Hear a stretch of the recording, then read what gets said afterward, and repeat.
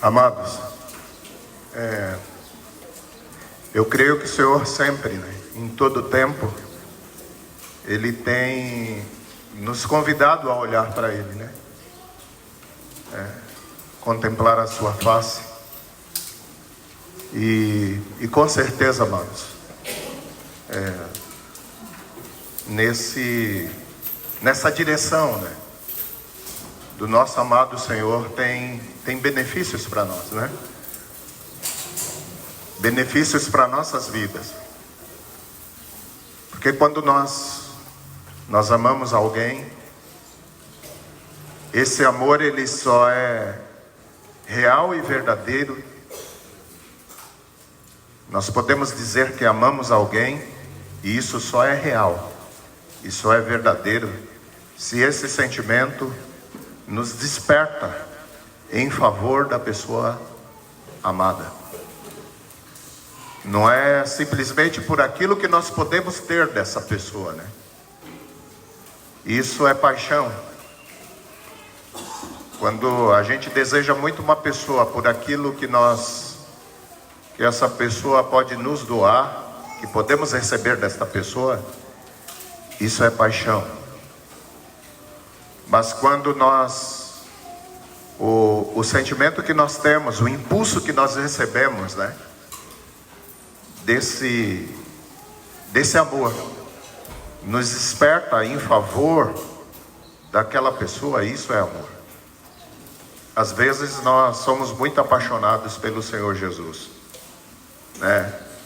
porque nós olhamos para Ele e vemos quantas coisas boas nós recebemos da parte dEle, e quantas coisas boas nós podemos ainda receber dEle.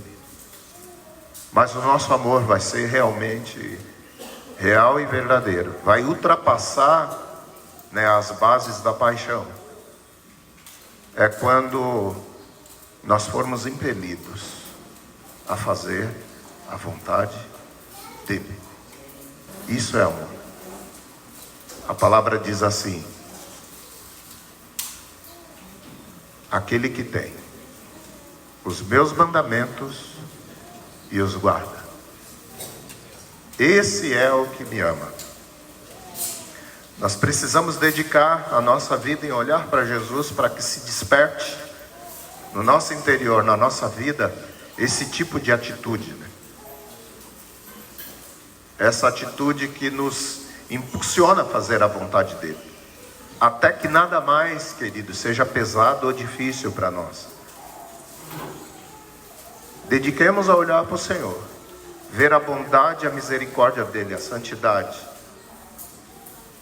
até que nada seja difícil, não encontremos dificuldade em coisa alguma.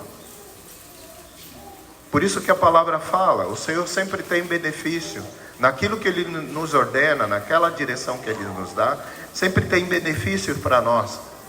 O Senhor lá em Hebreus 12:2 diz, um texto que vocês conhecem bem: olhando firmemente para o autor e consumador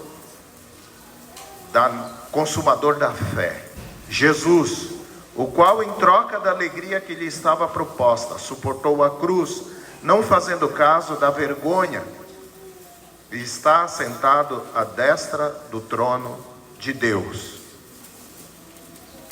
Com certeza, amados, nessa direção do amado Jesus há muito benefício para nós, principalmente esse, em contemplando o nosso amado Jesus, se irrompa dentro de nós, esse ímpeto, esse desejo de fazer a vontade dEle, de querer agradar aquele que muito nos amou.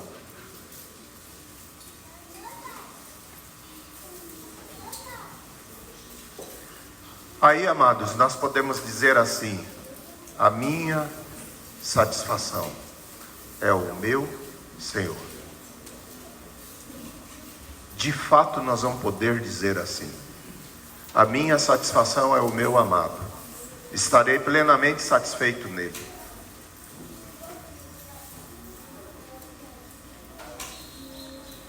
Tem dois momentos aqui da ação da ação do nosso Senhor com os seus discípulos. Amados, aquele que o Senhor andou intensamente com eles, aquele que o Senhor disse que guardou eles na palavra, aqueles que estavam sempre com ele.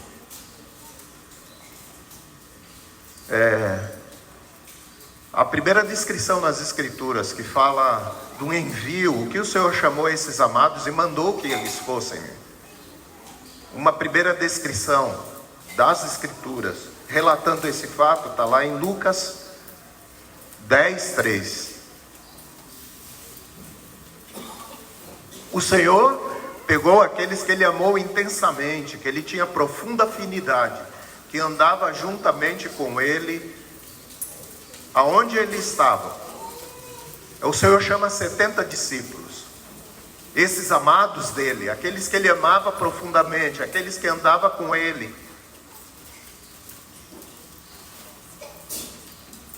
E o Senhor os envia. Aí o Senhor diz assim: eis que eu vos envio para o paraíso.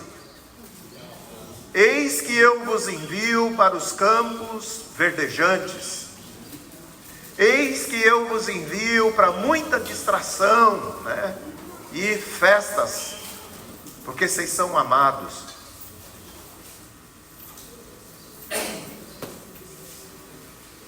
O Senhor diz aqui, amados, o quê? Eis que os envio como? Como cordeiro no meio de lobos. Ué, Jesus não amava esses? Porque Ele envia eles como cordeiro no meio de lobos. Ele não amava? Qual é o chamado que nós temos recebido hoje do meu Senhor? Do nosso Senhor.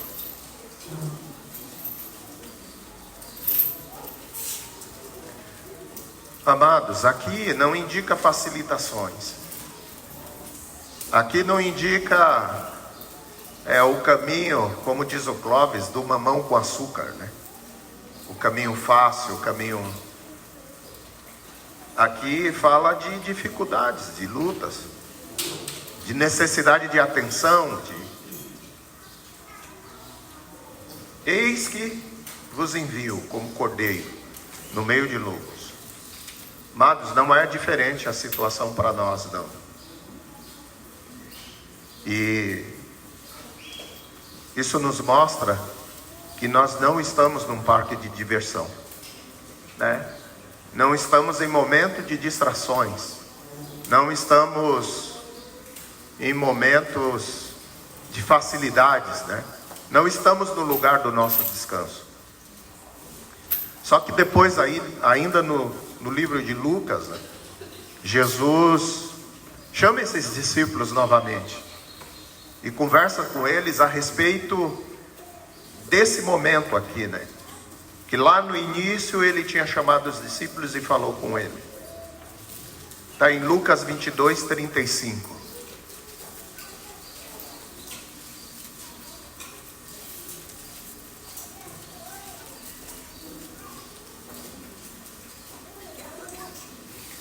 Jesus começa a falar com eles e relata aquele momento que lá no princípio, lá no início, Ele deu para os discípulos.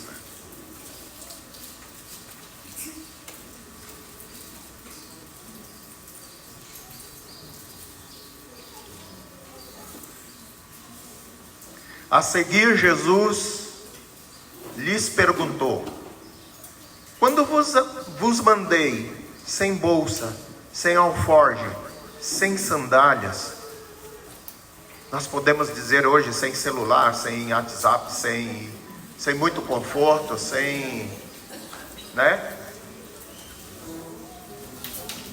muita satisfação, sem nenhuma satisfação da carne, sem nenhuma, apenas. Quando vos mandei, porventura, faltou-lhes alguma coisa? Porventura faltou-lhes alguma coisa? Nada, disseram eles, nada nos faltou. Por que, amados? Porque os discípulos contemplaram a Cristo.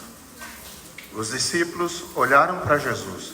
Ainda que não tivesse todo entendimento da glória do Filho de Deus, que eles foram conhecer novamente, mas o que eles viram já era o suficiente para despertar eles para fazer a vontade do Senhor. E no final disseram, nada. Amados, o que nós temos visto de Jesus está nos dando esse senso de satisfação, de perceber que nada nos falta. Qualquer um de nós. Eu tenho Cristo, eu tenho o Senhor como Ele é o Senhor da minha vida, Ele é o meu Rei. Eu tenho visto na sua obra, do que Ele fez por mim, um impulso para fazer a vontade dEle, para andar conforme, para ir como ovelhas no meio de lobos, para andar num caminho de renúncia, renunciar à nossa carne, e dizer assim, não, isso não é difícil, não tem nada, amados, nada que seja difícil, nada que seja complicado, para quem olha para Jesus dessa forma. Não tem nada que a gente não possa abrir mão. Quando eu olho para Jesus dessa forma, quando eu vejo nele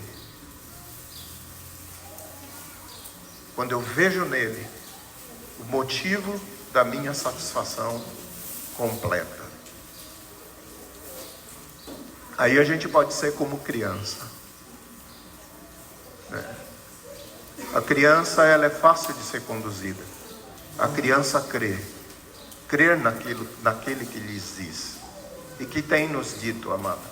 Quem é que tem nos dito? É o Senhor. O Senhor tem nos falado muitas coisas. O Senhor tem nos falado preciosas promessas, para aqueles. O Senhor está falando verdades que são preciosas promessas para aqueles que são lavados pelo sangue do Cordeiro, aqueles que estão dispostos a servir. Mas o Senhor não fala somente isso. O Senhor, além de promessas, o Senhor também fala das consequências que tem também para aquele que não ouve a sua voz. Eu creio nisso, no que o Senhor tem me dito. Eu de fato creio. Isso é uma realidade na minha vida. Eu creio em toda a palavra do meu mestre, do meu Senhor.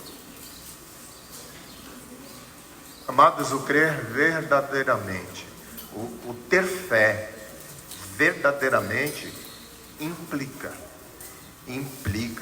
em ter uma posição, em dar resposta àquilo que está sendo nos falado. Senão essa fé, ela é falsa, ela não é real e ela não é verdadeira.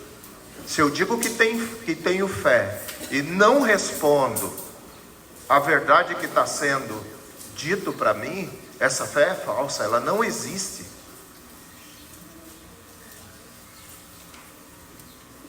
Se temos vida dupla, se percebemos que desagradamos o nosso Senhor e permanecemos nessa atitude, amados, isso não é fé, é engano. Isso não te serve de nada. Quando eu digo que creio, eu respondo positivamente a direção que está sendo dita. Porque se eu digo que creio e não entendo a consequência e não respeito a consequência, para aqueles que respondem positivamente, e não respeito a consequência para aqueles que respondem negativamente, essa fé é inexistente.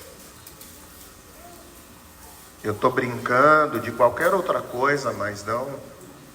O Evangelho para mim está sendo uma distração. E o Senhor tem nos falado muitas coisas, amados. Eu não posso ter vida dupla. Nada pode ser difícil para mim quando eu enxergo o meu Senhor Jesus. Aí eu posso cantar com essa canção, né? Quero ser como criança, te amar como tu és, voltar à inocência de quê? De simplesmente crer. Crer de verdade. Crer com uma fé genuína. Uma fé que muda a minha atitude e que me coloca num caminho de agrado, né? Que agrade ao meu Senhor.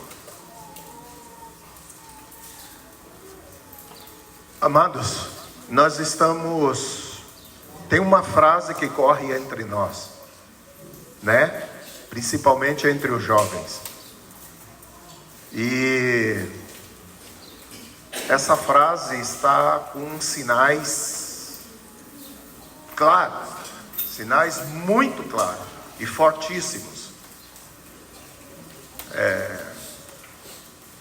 De ser uma realidade, né? De realidade. Essa frase que nós dissemos assim, né?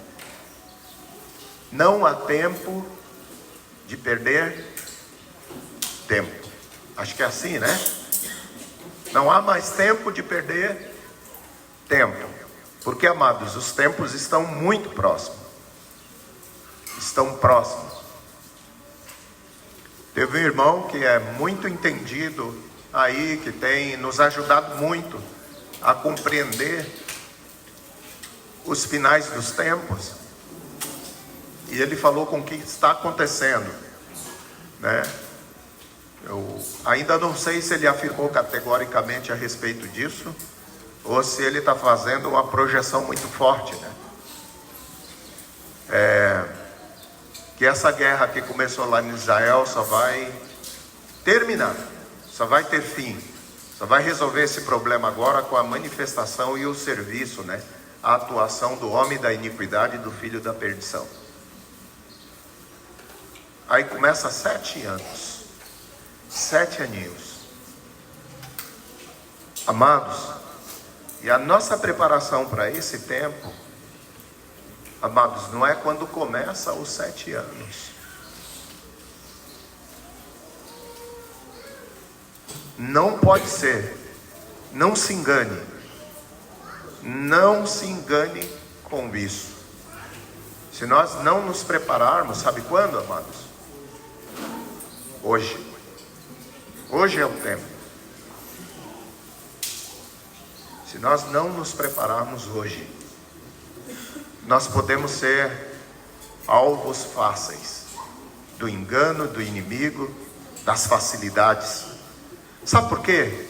Porque hoje, digamos que é um tempo mais propício para fazer a vontade do Senhor. Hoje é um tempo mais propício para fazer a vontade do Senhor. Digamos que seja muito difícil, mas está mais propício do que os dias futuros. Se eu não tenho disposição para fazer a vontade do meu Senhor, que o tempo está mais propício, por que eu vou ter no futuro? O que me garante que eu vou ter essa disposição de fazer a vontade do Senhor no futuro? E vocês acham que o Senhor se deixa enganar? Né?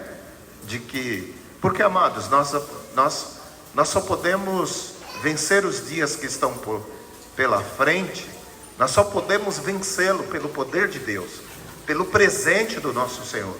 O Senhor precisa nos dar do seu Espírito. Não há capacidade em nenhum de nós, não há capacidade em nenhum de nós, em um determinado tempo, dizer assim, agora eu vou fazer a vontade do Senhor. Não vem de nós isso, amado. É do Espírito de Deus. Vem do poder de Deus. É lógico que precisa de uma disposição e um esforço nosso. Mas o poder é do alto. Por que o Senhor, eu que não quero fazer a vontade do Senhor, eu que conheço a vontade do Senhor e não estou disposto a fazer a vontade do Senhor, por que o Senhor vai se deixar enganar e vai me dar essa capacidade daqui a alguns dias? Quando a coisa estiver preta, se aproximando, ou tivermos sinais claros da proximidade, mais claros, né? Hoje está mais propício.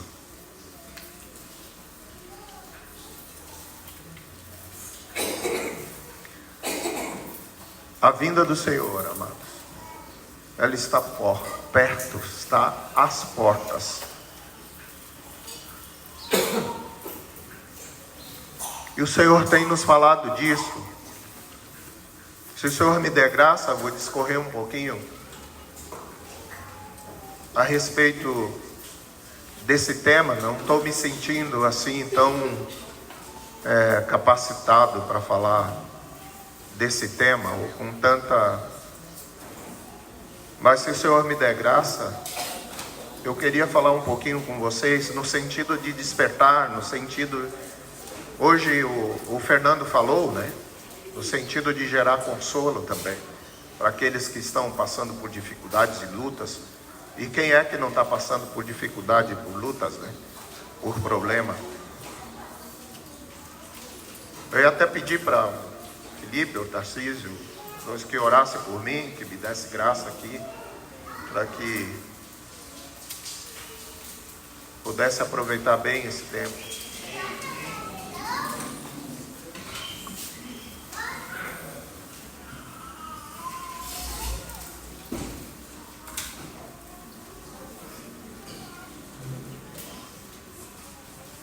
Senhor, bendito é o Teu nome. Queremos, Senhor, falar de Ti, falar das coisas que o Senhor já fez, como falamos, e falar das coisas que hão de vir.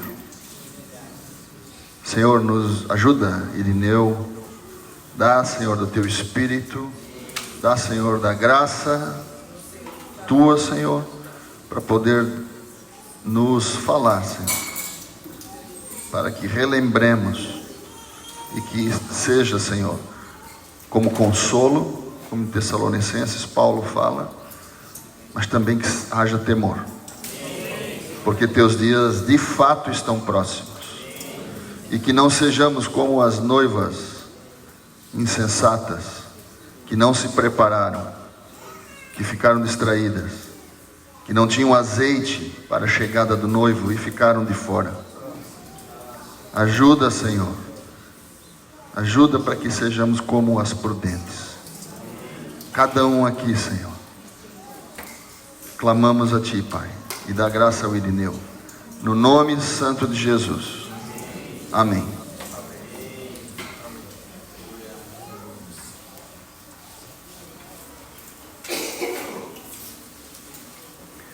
Amados, meditar a respeito dessas coisas,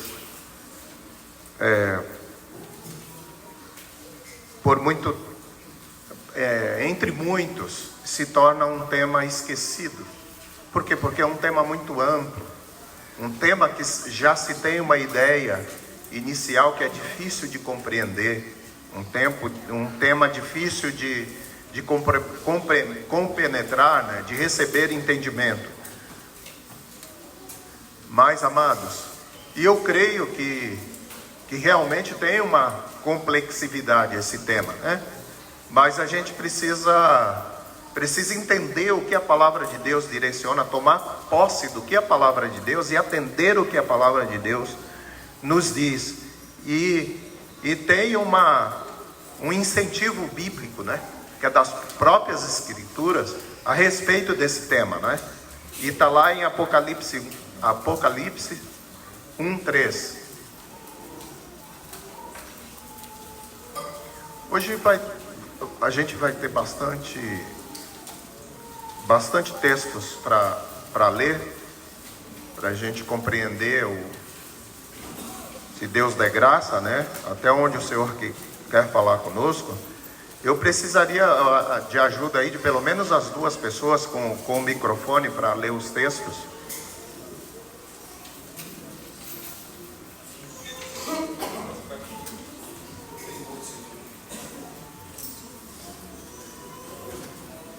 Dois microfones.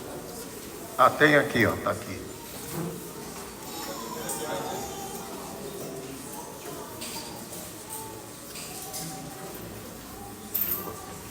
A outra.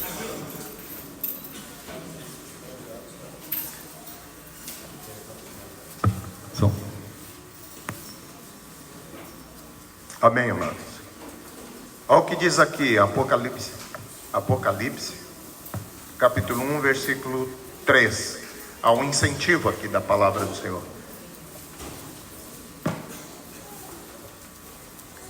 O Fernando falou, já ali declarou, né, que há consolo nessa verdade. Queremos receber consolo, amados? Meditemos nessa verdade. E aqui diz assim: há uma bem-aventurança, há uma promessa do Senhor. Bem-aventurado aqueles que leem e aqueles que ouvem as palavras da profecia e guardam as coisas nela escritas, pois o tempo está próximo. Bem-aventurado aqueles que leem. Eles não apenas leem, aqueles que ouvem a palavra da profecia e guardam. Eu tenho que ler, amados, o suficiente para poder guardar. Então aqui uma direção da própria palavra de Deus, uma direção bíblica, né, a respeito eu creio que isso aqui comunica a importância do tema sobre a vinda de Jesus. Outra coisa, amados, nós passamos a vida toda, né, o nosso tempo todo, a nossa vida cristã, né, nós passamos a nossa vida toda depositando a nossa ação, nosso viver, né, em uma esperança.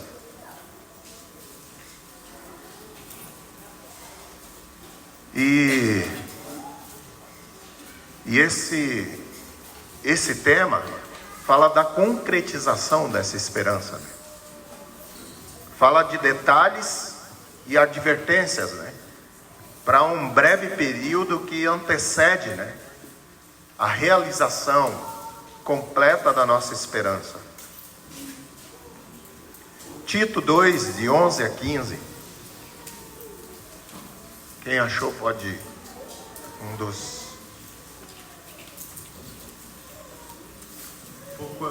Porquanto a graça de Deus se manifestou salvadora a todos os homens, educando-nos para que, renegadas a impiedade e as paixões mundanas, vivamos no presente século, sensata, justa e piedosamente, aguardando a bendita esperança e a manifestação da glória do nosso grande Deus e Salvador Cristo Jesus, o qual a si mesmo se deu por nós, a fim de remir-nos de toda iniquidade e purificar para si mesmo um povo exclusivamente seu, zeloso de boas obras. Dize essas coisas, exorta e repreende, também com toda a autoridade, ninguém te despreza. Em relação à esperança, a graça do Senhor, ela nos educa. Educar, amados, tem o sentido de ensinar, de receber informações, de receber ensino e também de correção. Educando-nos. Por quê? Porque nós temos uma esperança. E qual é a nossa esperança? A manifestação da glória do nosso grande Deus e Salvador Jesus Cristo. Aquele que se deu por nós, aquele que se sacrificou por nós. Porque Ele quer um povo 75% seu. Ele quer um povo que seja totalmente dele. Como deve ser esse povo que é totalmente dele? Zeloso. E como Felipe nos despertou hoje aqui, de boas obras. Obras que cooperem com o propósito eterno dele.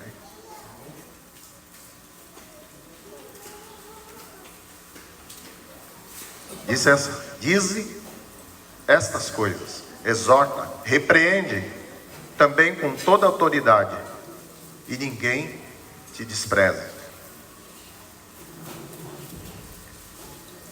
Essas verdades nos traz detalhes, né? Advertências para esse breve tempo, né? Que antecede aquele dia glorioso da nossa esperança. Amados, há uma necessidade também de... Eu lembro do encontro passado que o Felipe falou muito sobre a deidade de Jesus, que vai ser uma verdade extremamente combatida no final dos tempos, né? Para enganar os escolhidos. E eu creio que nós não podemos ficar apenas com a palavra que o Felipe falou no mês passado, né? Mas nós precisamos meditar nela, fazer a mesma coisa que dá indicação para essa verdade também.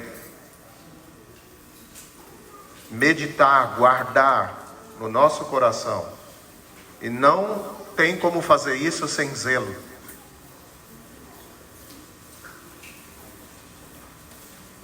E o Senhor quer nos livrar de possíveis enganos também a respeito desse tema, que nós precisamos saber colocar na nossa mente e no nosso coração para ser guardados. E com certeza vai ser a maior ferramenta, amados, olhe bem, a maior ferramenta do homem da iniquidade está, a maior ferramenta do homem da iniquidade, a maior ferramenta do anticristo vai ser o poder do engano. Aí está a concentração de poder dele, no engano. 2 Tessalonicenses 2, do 7 a 12.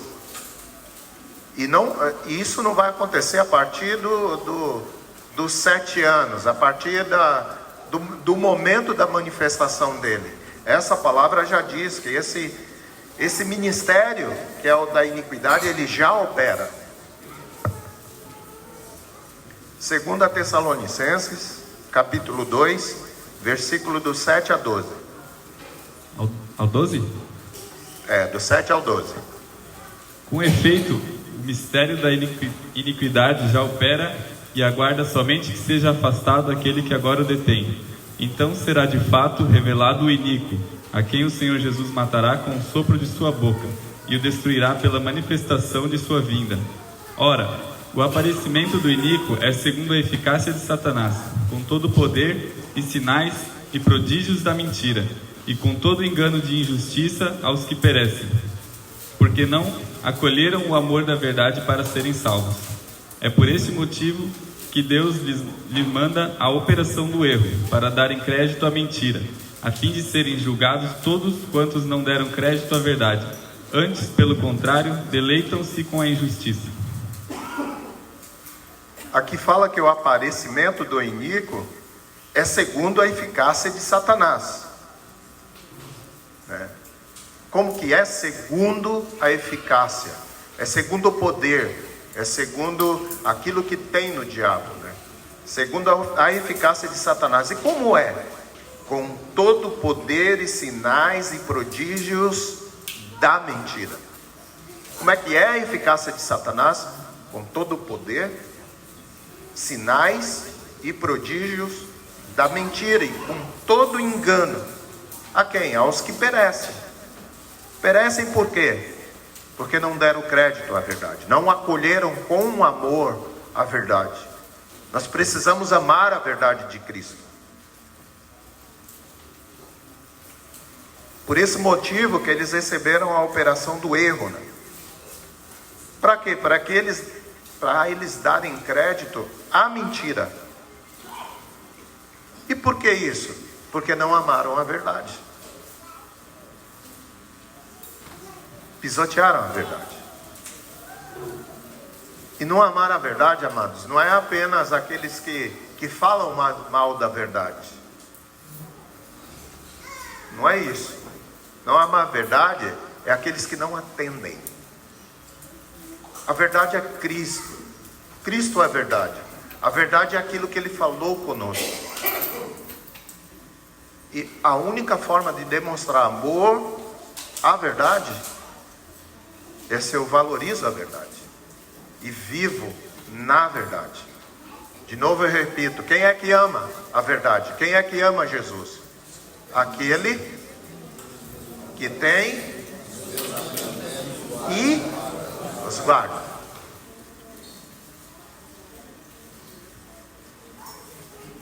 Amados, existe uma mentira logo de início, que esse tema, ele não é alcançável. Isso já é um engano. Esse tema é difícil demais. Ele não é fácil para quem não tem zelo, para quem não é diligente. Aí se torna inalcançável. Mas para aqueles que amam a verdade, é perfeitamente alcançável. Porque esses estão dispostos, né? Amados, e qual as razões, né, para a gente se deter nessa verdade?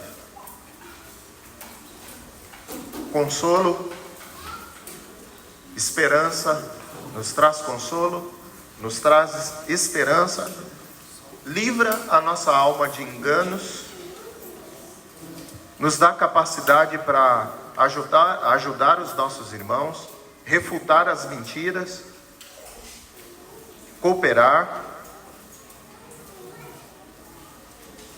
e olharmos um pouco mais para o nosso amado Jesus, conhecer um pouco mais do nosso amado Jesus. Amados, hoje eu queria falar também um pouquinho para vocês a respeito de um engano a respeito dessa verdade, né? E que pode ser perigoso para os santos serem envolvidos por esse engano. Ele é chamado a uma teologia, né, a respeito desse engano, que se chama pré-tribulacionismo. E esse pré-tribulacionismo, ele tem uma base aí em um texto da palavra, né? Em 1 Tessalonicenses 5:9. Alguém que achou pode ler? Porque Deus não nos destinou para a ira, mas para alcançar a salvação mediante nosso Senhor Jesus Cristo.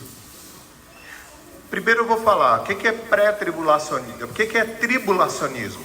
A própria palavra já indica, né? É um período muito difícil, de grande tribulação, né? É um período onde vai haver tribulação, vai haver muitas dificuldades, muitas aflições, muito sofrimento, né? Esse texto fala que Deus não nos destinou para a ira. Então, se Deus, qual é a base, o entendimento deles, né? Se Deus não nos destinou para a ira, então os santos vão ser arrebatados antes da ira, né? Antes da ira de Deus.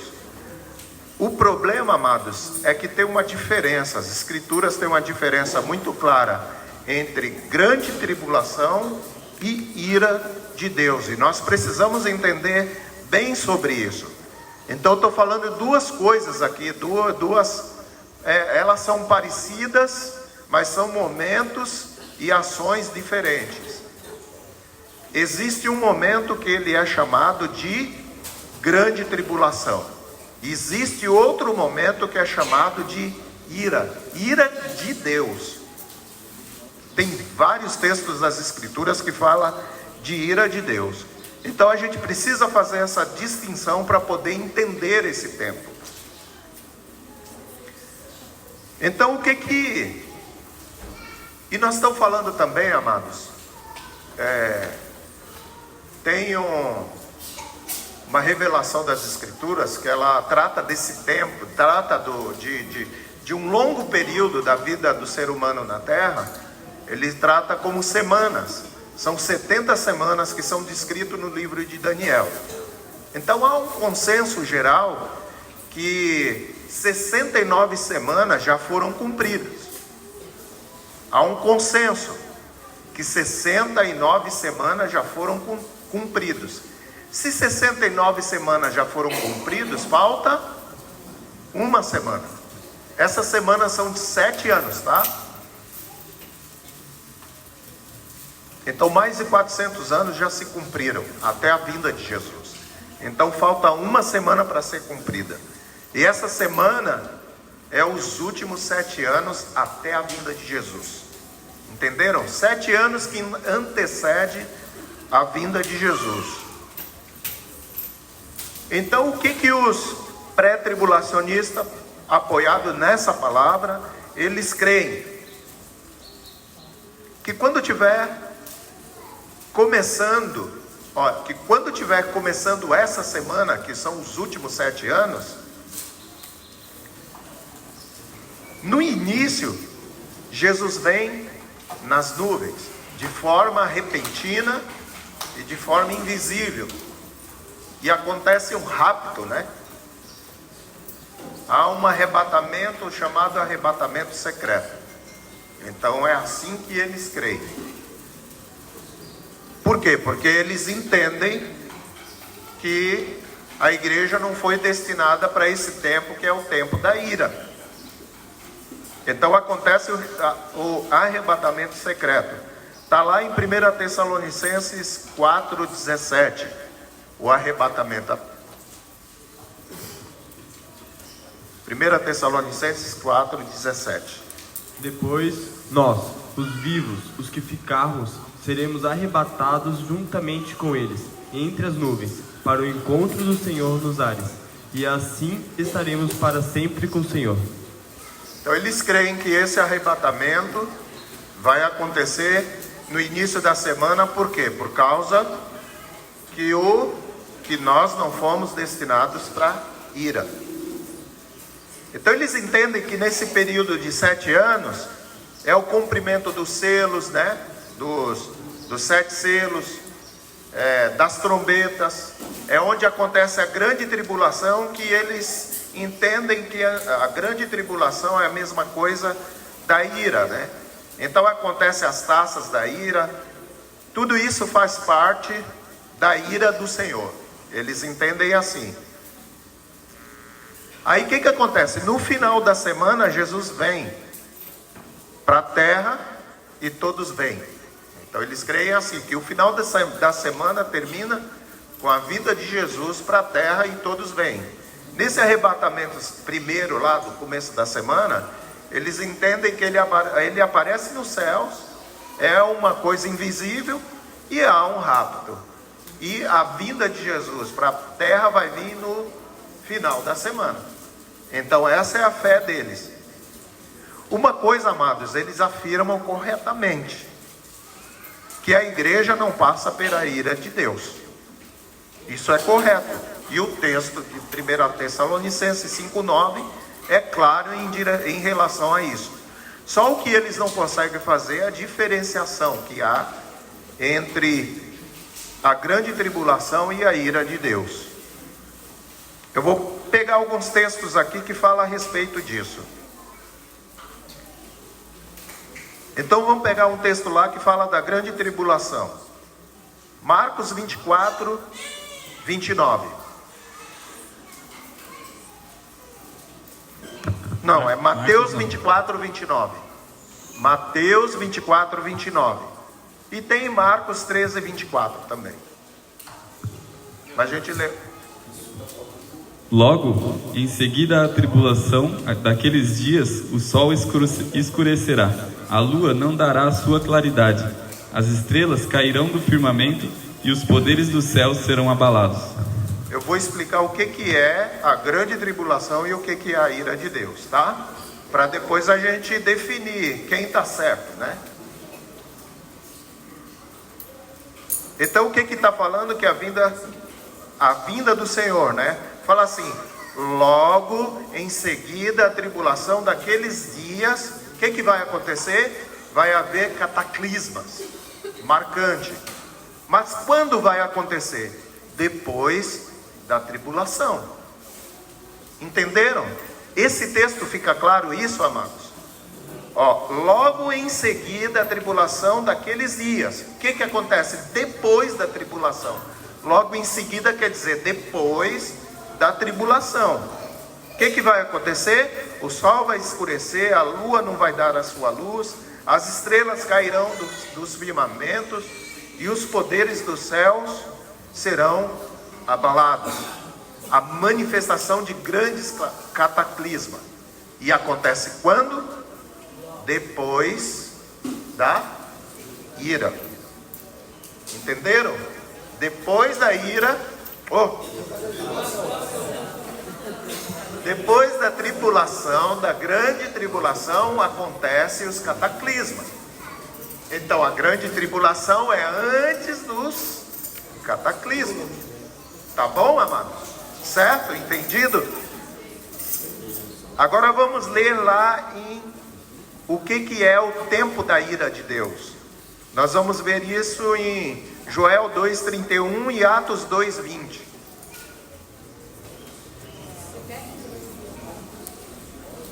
Joel 2:31 e Atos 2:20. É a mesma situação falado em dois tempos diferentes por pessoas diferentes. O sol se converterá em trevas e a lua em sangue, antes que venha o grande e terrível dia do Senhor. Está vendo? O sol se converterá em trevas e a lua em sangue. Está falando dos cataclismas, né? E quando vai acontecer? Antes que venha o grande e terrível dia do Senhor. A separação desses dois tempos é o cataclisma. A tribulação acontece antes. E a ira de Deus acontece depois. O sol se converterá em trevas e a lua em sangue, antes que venha o grande e terrível dia do Senhor. Então acontece os cataclismas e depois vem o grande e terrível dia do Senhor, que é a ira, a manifestação da ira de Deus. Ficou entendido, queridos? Ficou claro? Então, há o período da grande tribulação, há a manifestação de grandes cataclismas, quer dizer, terremotos, o sol se escurecendo, a lua não dá sua luz, as estrelas caem do firmamento, os poderes do céu são abalados, acontecem coisas terríveis. Depois desses cataclismas, aí começa outra coisa, a ira de Deus. Qual a diferença das duas? A grande tribulação é promovida pelo anticristo. Grave bem. Quem promove a grande tribulação? O anticristo. E depois vem o tempo da ira. Quem promove a ira? A ira é de quem? É o próprio Deus que promove a ira. E o que há no meio das duas? Fala bem alto aí, alguém. Entre as duas há os cataclismas.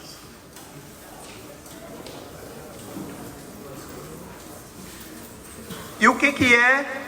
É sobre quem estas coisas? A grande tribulação, amados, ela vai acontecer. Quem vai sofrer a grande tribulação? Não vai ser toda a terra. Quem vai sofrer a grande tribulação? A igreja e Israel. Quem vai sofrer a grande tribulação é a igreja e Israel. E quem vai sofrer a ira de Deus? Toda a terra, que são os iníquos.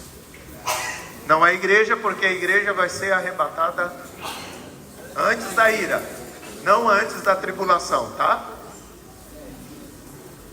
Porque também logo depois do cataclisma, a gente vai falar depois, vai haver o arrebatamento da igreja. A igreja passa pela grande tribulação, mas não passa pela ira de Deus, entendeu?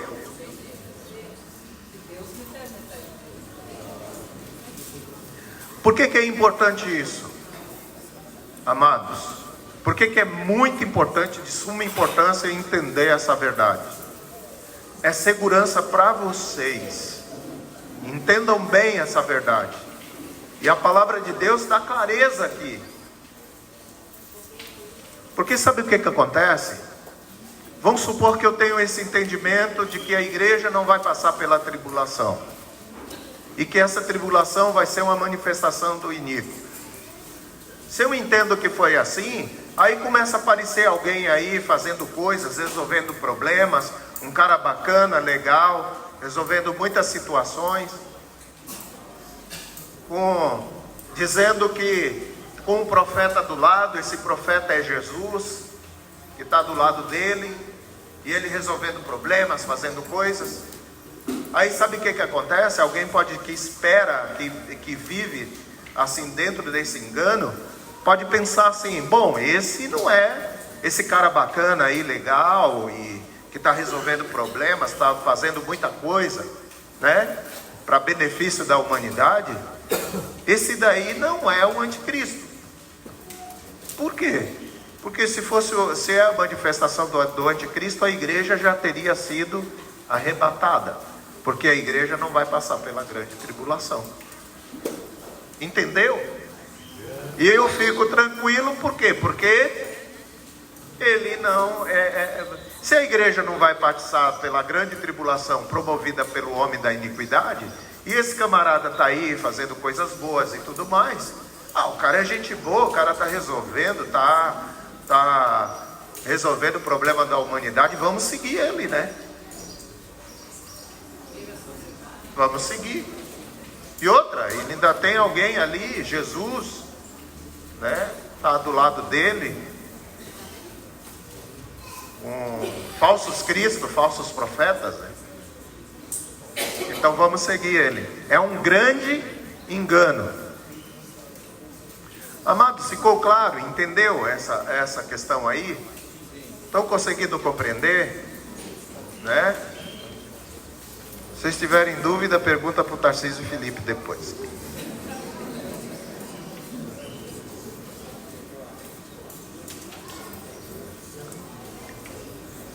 Amados, agora vamos falar um pouquinho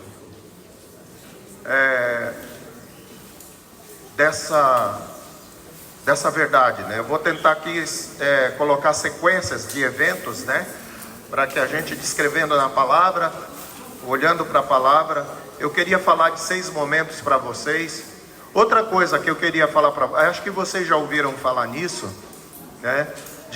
Quando a gente se detém a ouvir a respeito desse tema, da vinda do Senhor, da proximidade dos finais dos tempos, né? Geralmente quando a gente se detém para ouvir essa verdade, né, a gente vai ter que pesquisar, vai ter que ver em algum lugar. Geralmente as pessoas, quando vão estudar a respeito dessa verdade, elas vão para o livro de... Você pensa assim: eu quero saber a respeito dos finais dos tempos, o que eu tenho que ler? O livro de Apocalipse. Aí quando a pessoa vai ler o livro de Apocalipse, sabe o que acontece?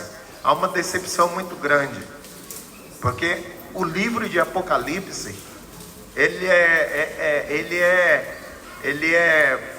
tem uma porcentagem muito grande de linguagem enigmática. São enigmas que precisam ser interpretados.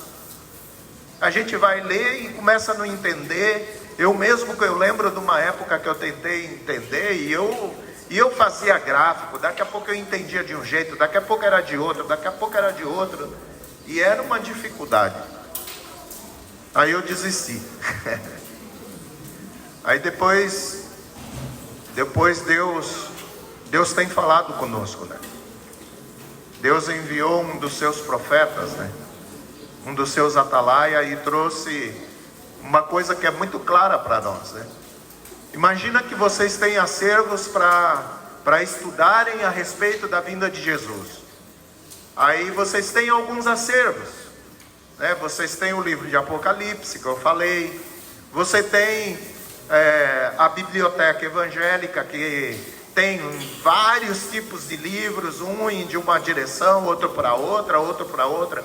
É mesotribulacionismo, é pré-tribulacionismo, amilenista, sei lá, um monte e cada um interpreta de uma forma. Então nós temos o livro de Apocalipse, temos a livraria evangélica. Nós temos outra coisa, outro acervo que nós temos a palavra de Cristo, o próprio Jesus falando sobre o tema, nós temos a palavra apostólica e nós temos também os livros proféticos, né?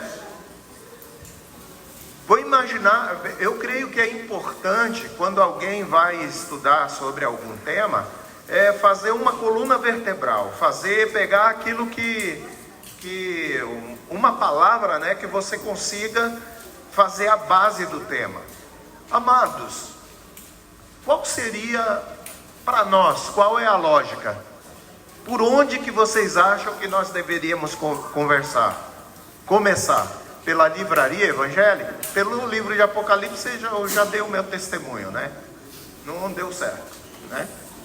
Mas a livraria evangélica, lá os profetas, a palavra de Jesus, a palavra apostólica, qual seria, amados? A palavra de Jesus, para estabelecer a coluna vertebral, para você colocar ali os assuntos e depois pegar os outros e encaixar. Então, amados, vamos imaginar um quebra-cabeça. E de fato é assim, esse tema é como se fosse um quebra-cabeça de 1000 peças, ou mais. Se alguém falar que é um quebra-cabeça, você pode concordar que é, né? Mas por que não é inalcançável? Vocês já viram num quebra-cabeça grande, quando a gente pega lá o quebra-cabeça grande, o que tem no quebra-cabeça grande para nos ajudar a montá-los? Tem a imagem na caixa. A imagem na caixa, quando você olha para a imagem na caixa, você vai pegando as pecinhas e vai montando. Precisa de diligência, mas você consegue montar por causa da imagem da caixa. Então, a palavra de Jesus é como se fosse essa imagem da caixa. Agora nós não temos só o quebra-cabeça, temos a imagem. Temos a palavra de Jesus como alicerce para a gente encaixar as outras coisas. E aonde que Jesus fala a respeito desse tema? Mateus 24, ele fala no sermão profético. Ele fala nas escrituras, né? Mas onde ele coloca a ordem cronológica a respeito desse assunto, é em Mateus 24, Marcos 13 e Lucas 21. É o capítulo 24 do livro de Mateus, o capítulo inteiro. O capítulo 13 do livro de Marcos e o capítulo 21 do livro de Lucas. Jesus discorre a respeito do tema.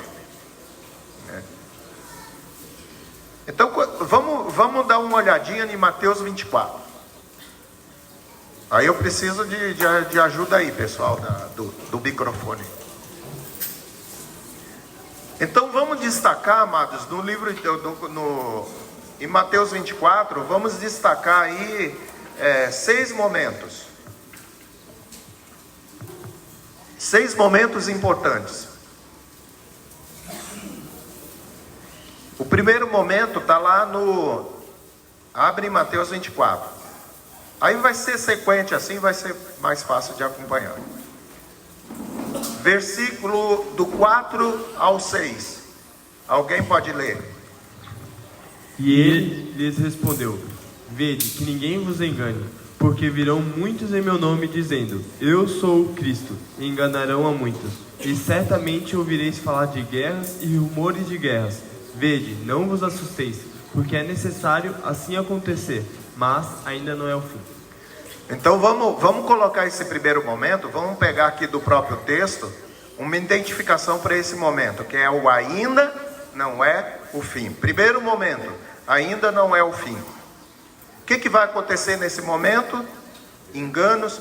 Quando Jesus, há uma pergunta, quando Jesus começa a discorrer a respeito desse tema, ele está respondendo a pergunta dos discípulos a respeito disso, né? Então acontece uma situação lá que os discípulos ficam perplexos do que Jesus disse que vai acontecer, né? Que é a destruição do templo. Havia o templo lá de Jerusalém, um templo suntuoso, e Jesus falou que haveria o tempo que não ficaria pedra sobre pedra que não fosse derrubada. Aí o que eles identificam? Isso aí deve ser o final dos tempos. Aí eles perguntam para Jesus: Senhor, quando é que vão acontecer essas coisas? Quais os sinais que nós vamos ter? Aí Jesus, a partir daí, começa a responder a respeito disso. Ele faz uma descrição cronológica dos fatos que devem acontecer durante esse período, né? Que é próximo da manifestação do Filho do Homem. Então, a primeira coisa que ele faz aqui, amados, e é o que eu creio que é um dos principais motivos para a gente se deter, né, no estudo desse tema. Respondeu-lhe Jesus: acautelai-vos, cuidado, que ninguém vos engane. A primeira coisa que ele fala: olha, cuidado com o engano. E ele segue falando isso no decorrer do tempo todinho, desde do ensino a respeito desse tema. Ele fala: porque o que vai acontecer? Muitos virão em meu nome, dizendo eu sou o Cristo. E sabe o que vai acontecer, amados? Enganarão a muitos. E esses muitos é a grande maioria. O que pode garantir, amados, que nós não sejamos um desses enganados? Será que é porque eu sou gente boa? Né? Porque eu sou uma pessoa com muita sabedoria e inteligência para descrever todas as coisas? O que vai me guardar desse engano é o amor à verdade. Amor a Jesus, amor à verdade.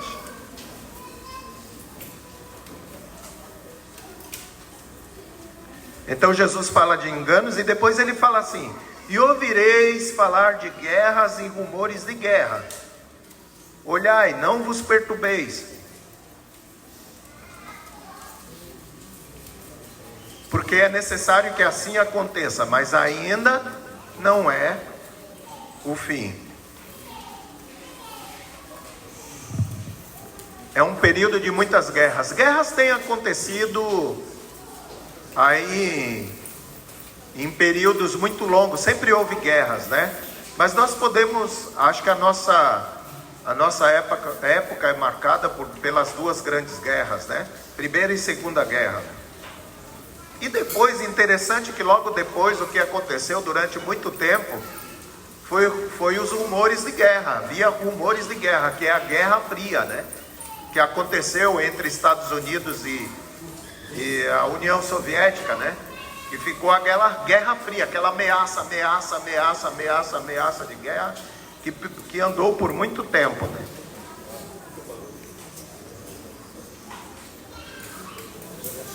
Jesus falou: é necessário que isso aconteça, mas ainda não é o fim. Ainda é o primeiro momento. Isso. Primeiro momento. Vamos lá para o segundo momento. Cada momento nós vamos discorrer um texto Segundo momento é do versículo 7 até o 14. Voz forte aí. Porquanto se levantará nação contra nação, reino contra reino, e haverá fomes e terremotos em vários lugares. Porém, tudo isso é o princípio das dores.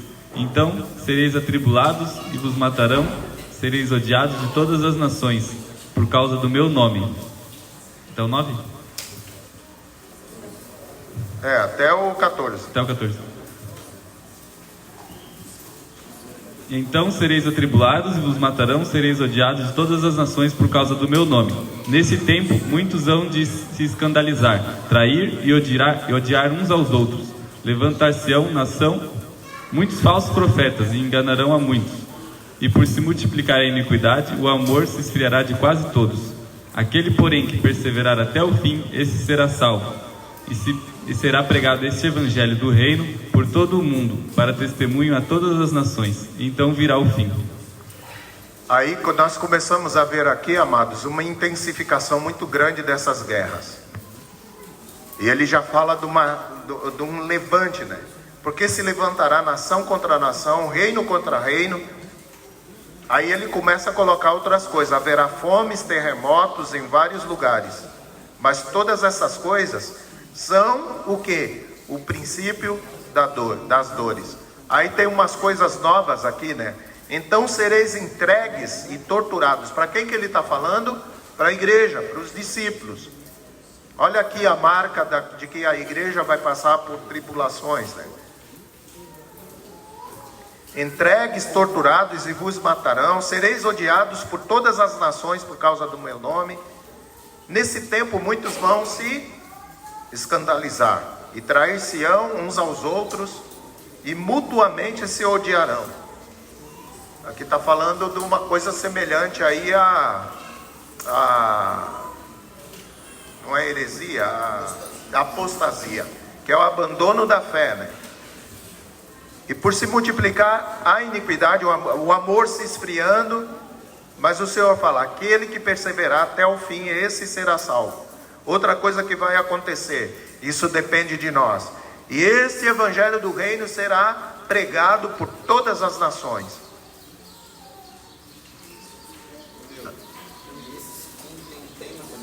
Tem. Esse segundo momento nós podemos descrever ele como princípios das dores. Ainda não é a grande tribulação, amados. É o princípio das dores.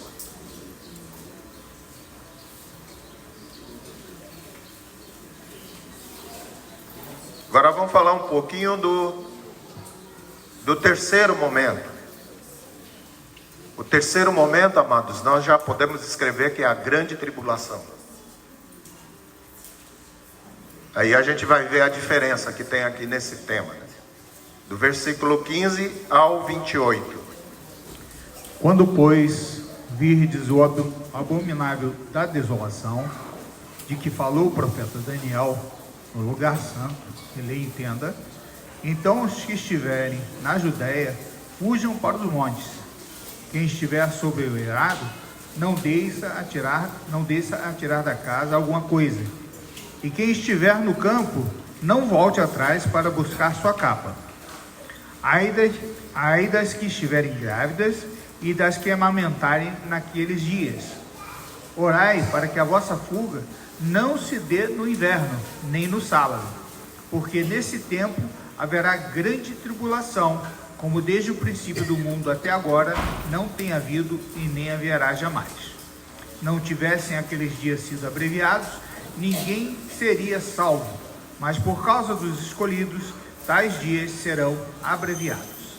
Então, se alguém vos disser, eis aqui o Cristo, ou ei-lo ali, não acrediteis, porque surgirão falsos cristos e falsos profetas, operando grandes sinais e prodígios, para enganar, se possível, os próprios eleitos. Vede que vos tenho predito.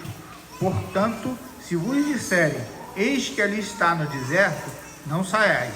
Ou ele no interior da casa, não acrediteis. Porque assim como o relâmpago sai do oriente e se mostra até no ocidente, assim há de ser a vinda do Filho do Homem. Onde estiverem o cadáver, aí se ajuntarão os abutres. Você vê que mudou o aspecto das coisas aqui. Amados, vocês viram que em cada momento desses tem advertências contra enganos, falsos profetas, falsos cristos. Em todos esses momentos Jesus está sempre nos orientando a respeito disso. É uma coisa que ele fala em todos os momentos. Manifestação de falsos cristos, falsos profetas, sinais, prodígios. Olha, vão acontecer sinais, vão acontecer prodígios. E a gente não deve esquecer da palavra que nos foi dado antes, porque senão nós seremos alavancados por causa dessas coisas que vão acontecer.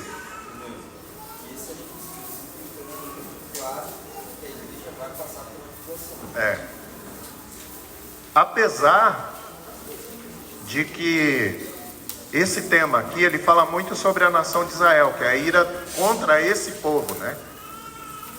Mas, concomitantemente a isso, os cristãos também vão continuar sendo perseguidos na mesma intensidade. Amados, quando a gente vai ver lá no, acho que é o quarto selo, há uma quantidade de mortos muito grande. E depois a própria Escritura fala... Dá um pausa para mim, por favor. Fala de uma quantidade muito grande de mortos nessa época, né? Então, e diz respeito a nós, diz respeito aos filhos de Deus, aqueles que vão ter, eu vou falar um negócio aqui, vão ter a honra de morrer pelo nome, e a satisfação, né, de morrer pelo nome de Cristo.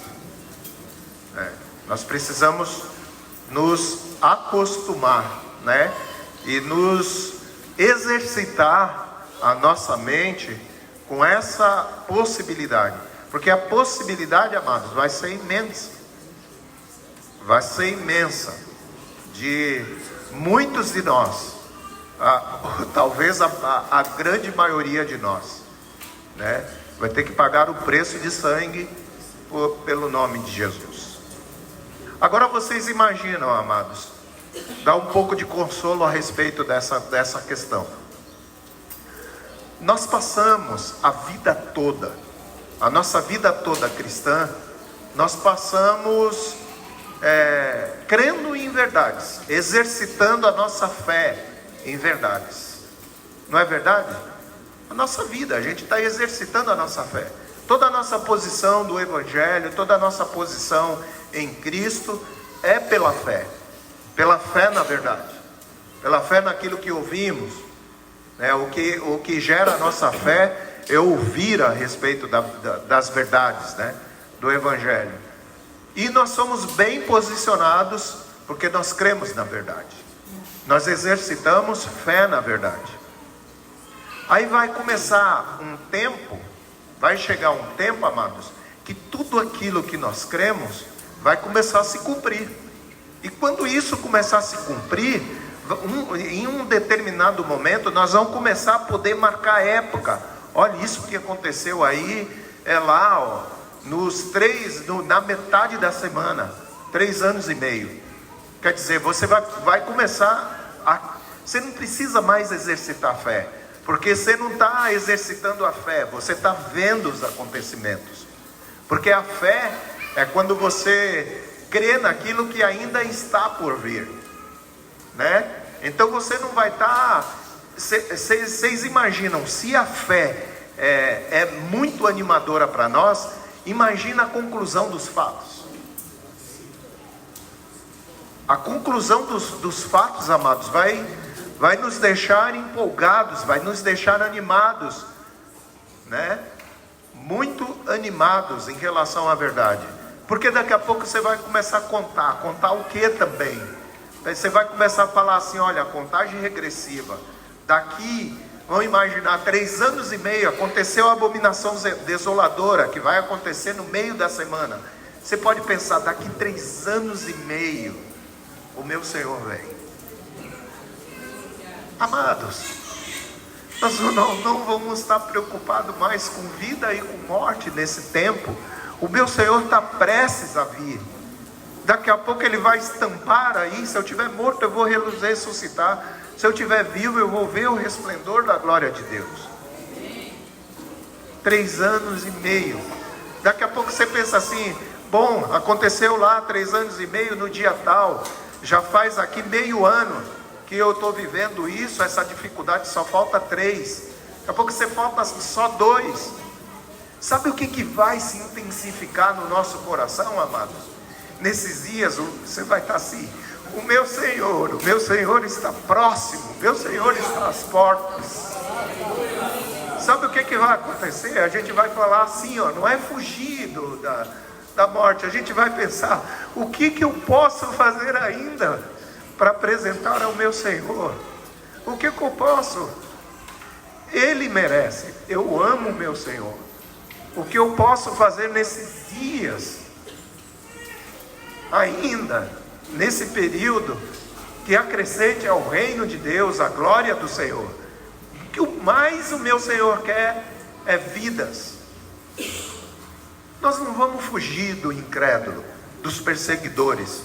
Nós vamos atrás deles, para de alguma forma, pelo Espírito de Deus, alcançar essas vidas.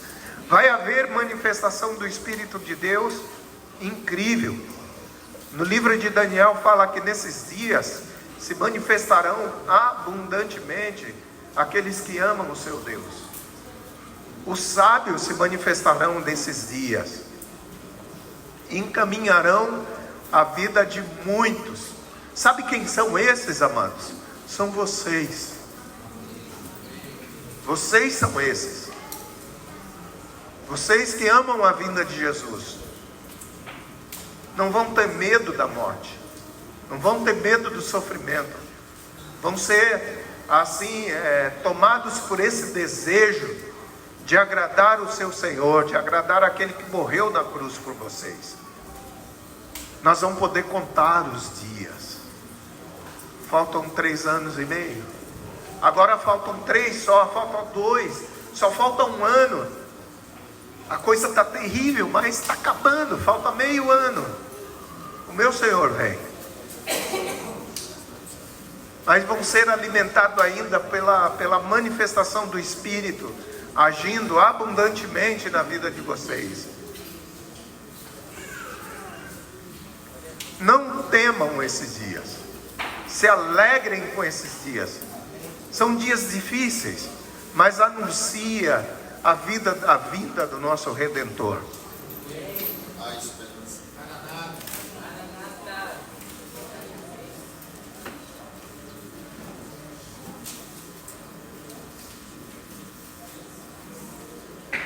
Então, a grande tribulação, amados, nós não vamos nos deter no livro de Daniel. É descrito no livro de Daniel. Ela começa com o quê? Ela começa com a abominação desoladora. Jerusalém é cercada, é tomada. O templo vai estar construído, vai ser tomado, vai acontecer a profanação do templo, né? E o homem da iniquidade vai querer aí que ele vai se manifestar com a cara que ele tem realmente, né? Vai querer ser adorado, vai querer ser visto como Deus.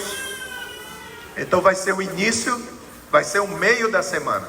Então começa a semana, passa 3 anos e meio, daqui a pouco vem a abominação desoladora, que é a revelação para todo mundo do homem da iniquidade, da besta.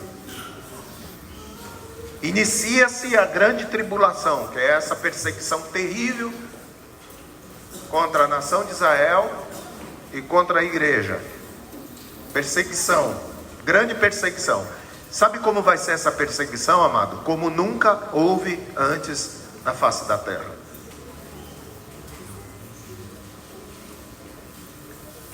Aí depois acontece um negócio. Vamos lá, versículo 30. Não, versículo 29. Logo em seguida, a tribulação daqueles dias, o sol escurecerá, a lua não dará a sua claridade, as estrelas cairão do firmamento e os poderes do céu serão abalados. Vocês imaginam? Está aquele tempo de grande sofrimento, perseguição, luta.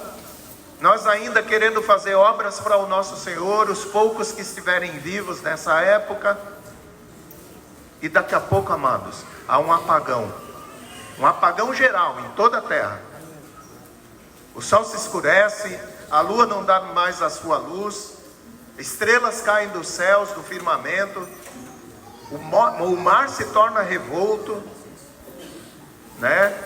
O céu se recolhe como um pergaminho, né? Uma revolução nos céus, né? Os montes e ilhas se derretem. Vocês imaginam isso acontecendo em toda a terra? Sabe o que vai causar isso? Isso vai causar muito terror. Mas terror em quem? Terror naqueles que nos ouviram. Ouviram? Aqueles que nos mataram e aqueles que nos ouviram. Vai acontecer grande terror sobre a vida deles. E para nós, o que isso vai estar anunciando? Nós vendo terremotos e...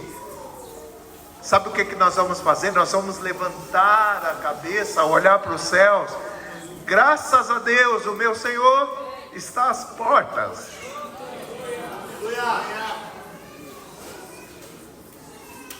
Aí acontece aqui no versículo 30. Lê aí bem forte aí, ó. Lê aí um varão de voz forte aí. Então aparecerá no céu o sinal do Filho do Homem. Todos os povos da terra se lamentarão e verão o Filho do Homem vindo sobre as nuvens do céu com poder e muita glória. Eu fico vendo falar, e todos os povos da terra se lamentarão. Nós vamos lamentar? Então é sinal que nós já fomos tirados nesse momento, né? Nós não somos mais povos da terra. Então aparecerá no céu o sinal do Filho do Homem. Todas as nações da terra se lamentarão. No livro de Apocalipse, no 6º selo, fala que quando tiver acontecendo esses cataclismas, os reis, os poderosos, todos os povos da terra, eles vão se esconder nas cavernas, vão se esconder nos penhascos e vão pedir assim, ó: cai sobre nós, mas eles não vão falar assim: escondei-nos dos cataclismas. Está escrito lá no livro de Apocalipse, o 6º selo. Eles não vão falar, ó, cai sobre nós, esconde a gente dos terremotos, da escuridão. Eles vão falar: escondei-nos daquele que está sentado no trono e da ira, e da sua ira, porque chegou o grande dia da ira dele. Quem é que pode suster-se? Eles não estão com medo dos apagões, eles não estão com medo dos mares revoltos, eles não estão com medo, eles estão com medo da ira do Cordeiro. Se eles estão com medo se eles sabem desses detalhes, amados, da ira do Cordeiro, quem foi que falou para eles? Quem falou? Sabe quem falou para eles? Vocês, amados. Lembrem bem disso, de falar para eles. Lembrem disso, todos vocês lembrem disso, de falar para eles: queridos, se converte, porque vai chegar o grande dia da ira do Senhor, e ela vai vir logo após o cataclisma. Vai haver grande escuridão, se convertem ao Senhor, se livra disso, vai ser grande dia terrível, e o sinal vai ser cataclisma. Se convertam, falem isso abundantemente. Leia lá o 6º selo e vê o que vai acontecer. Guarda no seu coração, para você pregar abundantemente nos dias da ira, nos dias da grande tribulação. A ira vocês não vão passar, amados, graças a Deus. Vão passar pela grande tribulação. Vai ser um período de grande frutificação. Nós vamos estar morrendo e frutificando para o Senhor.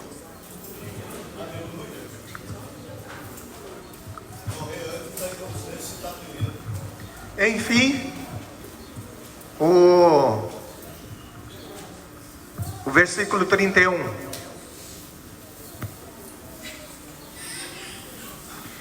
E ele enviará os seus anjos com grande clangor de trombeta, os quais se reunirão os seus escolhidos dos 4 ventos, de uma a outra extremidade dos céus. Aleluia. O Senhor veio para resgatar a sua igreja.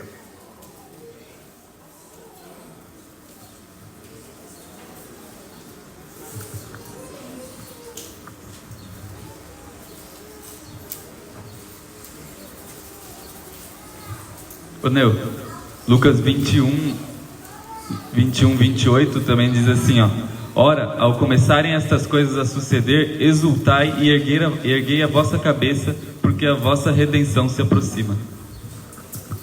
Então, quando vocês estiverem vindo os sinais, assim como esses sinais, eles não vão assustar os homens, porque não vai ser os sinais que vão assustar os homens, né? Quando vocês estiverem vendo os sinais, não se assustem com os sinais. Pensam assim: isso daí anuncia, é a trombeta que anuncia o nosso libertador. Amém, amados? Queridos, eu falei para vocês que... Então vou repetir aqui os 6 momentos. Primeiro momento, ainda não é o fim. Então, primeiro momento, ainda não é o fim. Segundo momento, os princípios das dores. Terceiro momento, a grande tribulação. Quarto momento, grandes terremotos e cataclismas celestiais. Quarto momento são os cataclismas.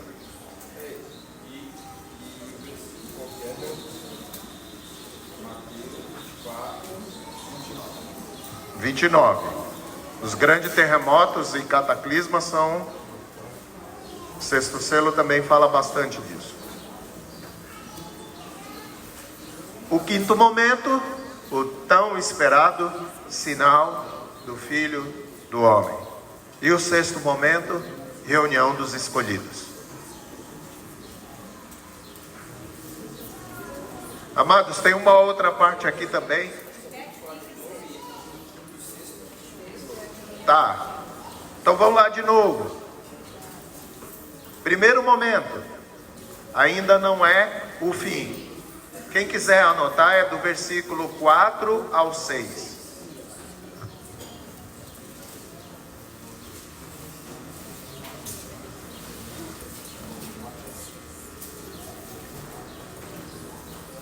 Segundo momento, o princípio das dores, do versículo 7 ao 14.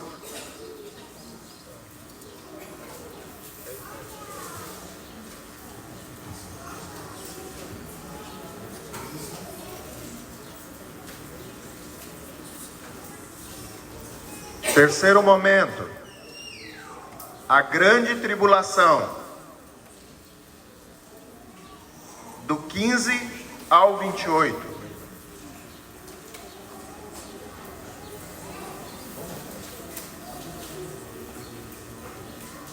Quarto momento,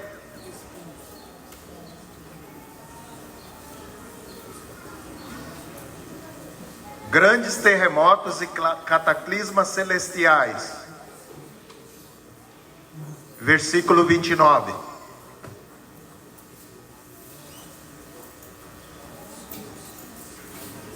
Quinto momento,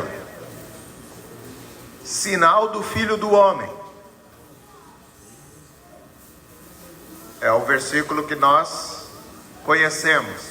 Vamos repetir, amados, esse versículo? Então aparecerá nos céus o sinal do Filho do Homem, e todos os povos da terra se lamentarão e verão o Filho do Homem vindo sobre as nuvens dos céus com poder e grande glória. Aleluia! Sexto momento, reunião dos escolhidos. Versículo 31.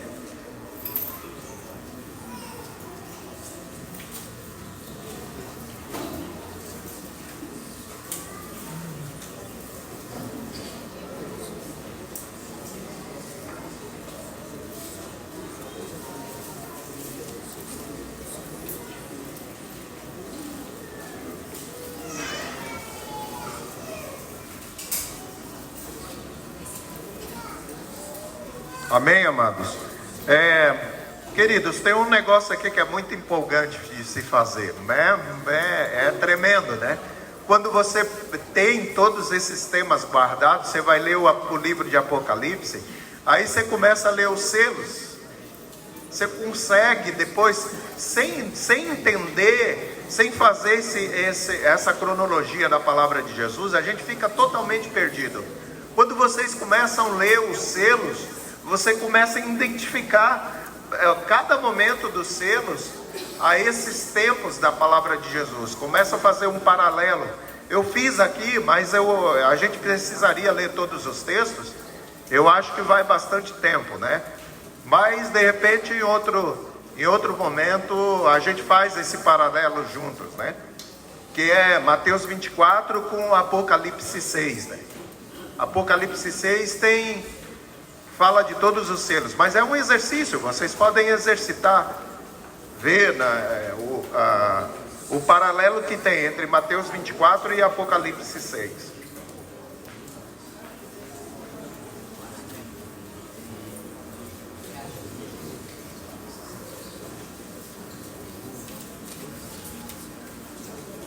Amados, nós falamos aqui de um período, basicamente, não totalmente, né? Mas nós falamos basicamente do período de 7 anos, que são os últimos 7 anos. Tem algumas coisinhas que falam um pouco antes, né, desse período, que não tem uma descrição. Por exemplo, eu falei das guerras mundiais, né? E é da nossa era, e já passou, né? Mas a maior parte do que eu falei aqui é desse período de 7 anos. Então a cronologia correta desse período de 7 anos, ela começa com uma aliança feita pelo anticristo, né? Então, a partir dessa aliança feita pelo anticristo com Israel e vários povos, aí se dará o início da semana, né? Uma semana de 7 anos. Depois disso, há uma transcorrência de 3 anos e meio, já com perseguição e tudo mais. Há uma intensificação da perseguição aos cristãos, né? Aí nessa época tem intensificação de guerras, já começa a haver terremotos. E aí depois, no meio da semana, vai acontecer a quebra da aliança. E quem vai quebrar a aliança? O anticristo. Vai acontecer a abominação desoladora. Aí começa o início da grande tribulação, que é a perseguição à igreja e Israel, né? E depois, lá no finalzinho, o céu escurece, acontece os cataclismas, que é bem no final da semana, com terremotos. Depois Jesus aparece nos céus, acontece o arrebatamento da igreja, aí vem a ira de Deus. Aí vai ter um período que é a ira de Deus.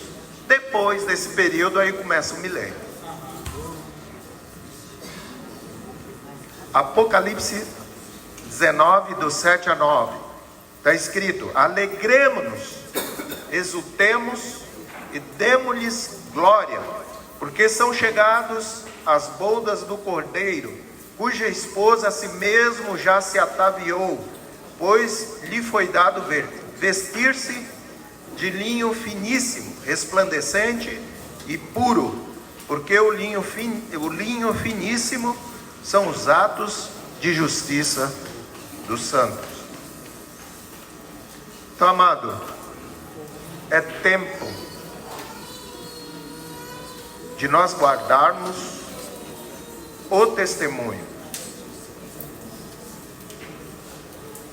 A igreja não tem, amados, para a igreja hoje não tem uma expectativa de diminuição. Não tem expectativa para a igreja de diminuição. A igreja tem que apontar para o alto. Por quê? Porque esse linho finíssimo, resplandecente, ele é puro. Linho finíssimo são os atos de justiça dos santos. Então, amados, nós não podemos voltar atrás no nosso testemunho, na nossa vida com Deus, naquilo que nós temos apresentado até agora. Se nós temos que exagerar, queridos, exagerem no bom testemunho. Se vocês quiserem exagerar, façam pelo bom testemunho, por aquilo que mais se aproxima da decência, da modéstia. Moços, não permitam a queda de padrão, mantenham o linguajar puro, né? E não ocupem o tempo de vocês com o que não agrada a Deus, com o que não glorifica a Deus. Moças, não sejam vocês as precursoras de uma queda de padrão na forma de vestir. Se forem exagerar, exagerem na decência, exagerem na modéstia, né? Se quiserem mostrar, né, alguma coisa, mostrem o pudor, mostrem a decência, exagerem nisso. Noivos, não usem da liberdade para dar ocasião à carne, iniciando a partir de vocês um novo testemunho no meio da igreja que se distancia da pureza, né? Continuem no testemunho de vocês, né, que foi gerado. Aprimorem o testemunho. Não caiam, não permitam cair o testemunho. Aprimorem. O nosso tempo é tempo disso, tempo de manter a pureza, de crescer na graça, de crescer no testemunho, né? Os pais não permitam um meia boca na correção dos seus filhos, no tratamento dos filhos, no ensino dos filhos. Amados, tem coisas muito boas que o Senhor nos deu, mas elas são apenas meios, não são o final de todas as coisas. Ensino domiciliar, por exemplo, é um meio que o Senhor nos deu para proteger os nossos filhos. Aproveitemos isso para incutir a palavra do Senhor. O final, o objetivo não é o ensino domiciliar, não é o homeschool. O objetivo é guardar a vida dos nossos filhos, encher a cabeça deles da verdade do Senhor, né? Não é o grande objetivo de Deus formar grandes profissionais entre nós, embora Deus possa fazer isso. Mas o objetivo de Deus é guardar a vida dos nossos filhos, é formar homens e mulheres cheios da palavra de Deus, que guardam o testemunho e que vivem a verdade. Maridos, cuidem das suas esposas. Amem as suas esposas como Jesus amou a igreja. Sejam sacerdotes em suas casas, servindo, né, como provedores e como também sacerdotes, né? Intercedendo pela sua casa, ensinando sua casa. Mulheres, sejam submissas aos maridos e ajudem eles na condução dos seus lares, né? Palavra do Filipe no início: nós somos sacerdotes da casa de Deus, para servir, para multiplicar a vida de Cristo que foi gerada em nós. Amados, nós temos que crescer em todas essas coisas. Então que haja bastante dedicação da nossa parte, e que não nos custe nada, que nada seja custoso para nós, porque Jesus é a nossa suficiência. Amém, amados? Que Deus abençoe vocês, que Deus nos abençoe, que Deus nos dá graça, né, para viver essa verdade.